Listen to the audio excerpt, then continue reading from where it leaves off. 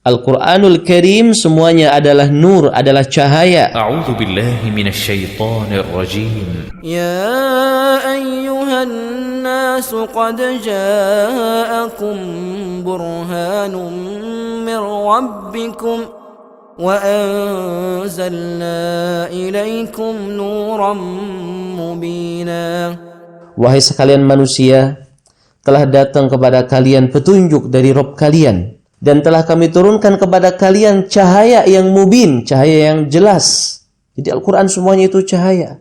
Memberikan kepada kita kekuatan melihat di kegelapan kesesatan, di dalam kegelapan kebid'ahan, bahkan di dalam kegelapan kesyirikan, mana jalan yang akan menyelamatkan dirinya.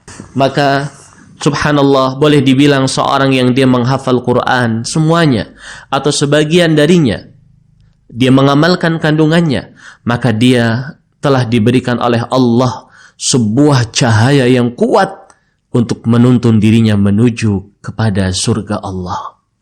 Bergembiralah.